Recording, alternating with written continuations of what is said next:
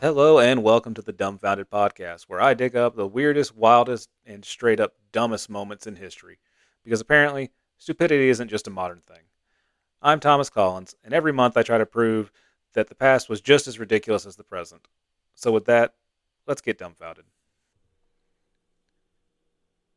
On January 16th, 1919, one Boston's newspaper's headlines would read the following: ensnaring in its sticky flood more than 100 men, women, and children, crushing buildings, teams, automobiles, and streetcars, and everything in its path. The reeking mass slapped against the side of buildings and then swished back into the harbor. The day before, the Purity Distilling Company's tank of molasses exploded and sent a 25-foot wave into the Boston streets. This is the Great Molasses Flood. So imagine for a second. It's January 15th, 1919 in Boston's North End.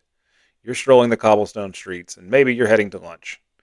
And suddenly, you hear a roar, a rumble like a freight train, or maybe even a thunderclap.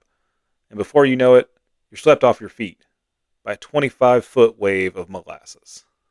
So that's no joke. A 2.3 million gallon storage tank filled with molasses burst open.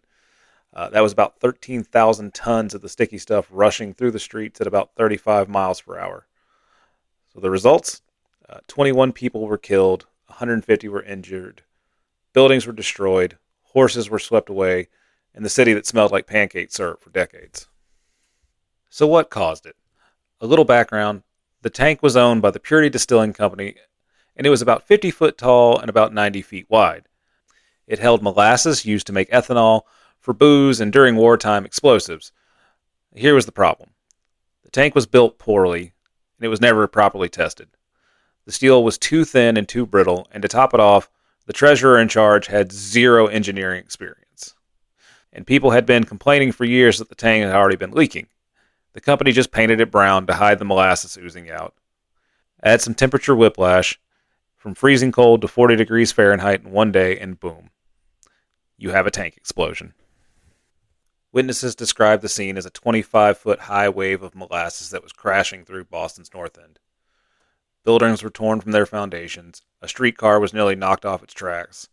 Horses struggled like flies on flypaper. People suffocated, crashed, or drowned. One child, Anthony DeStasio, was carried through the streets by the wave, passed out, and woke up to find his sisters looking down at him. After the initial wave, the molasses cooled and thickened, turning the rescue into a nightmare. Victims were so glazed in the syrup that they were hard to recognize, and some were found months later, washed into the harbor. After the wave had settled, the city attempted to clean up. Using saltwater sand and a lot of elbow grease, hundreds of workers spent weeks cleaning the immediate area. The molasses was so thick that it tracked through the city for months onto streetcars, subway seats, payphones, and even into people's homes. One report said everything that a Bostonian touched was sticky. Rescuers and cadets from the USS Nantucket were the first on the scene, wading through molasses to help survivors. The molasses was about 2 foot tall, I believe, so they would have been up to their, knees or waist, depending on their size. Nurses from the Red Cross dove in, and the response was heroic, but slow. So naturally, after all the cleanup, people wanted answers. The owners tried to pass the blame, claiming that anarchists blew up the tank. But 3 years of hearings found that the United States Industrial Alcohol Company, who was the parent company of the Purity Distilling Company, at fault. The lawsuit became the first major class action suit in Massachusetts history. This led to better construction, regulations, and oversight. So the next time they built a 2.3 million gallon tank, they had actual engineers on the site. The United States Alcohol Company paid out about $628,000, which is roughly $11.4 million in today's money. The victims' families received about $7,000 each, which is a modest sum for such a horrific loss. So today, Langstone Park stands where the tank once loomed. There's a plaque, and on the 100th anniversary in 2019, they even marked the tank's foundation using ground-penetrating radar. And yes, for decades afterwards, Bostonians said that the North End smelled like molasses on hot days.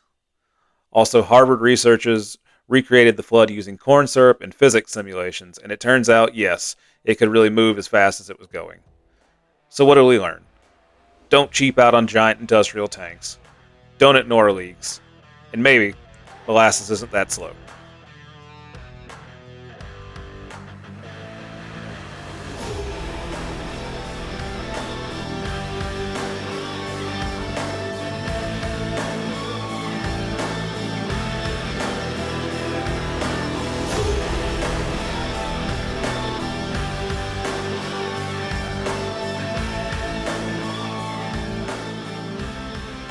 Well, that wraps up another episode of the Dumbfounded podcast, where history proves that being dumb is absolutely timeless. If you laughed, learned something, or just feel slightly smarter by comparison, do me a solid and follow the show. Leave us a review. It really helps history nerds find me. And honestly, I crave the validation. If you have an idea for a show topic, please leave it in the comments. Until next time, guys, stay dumbfounded.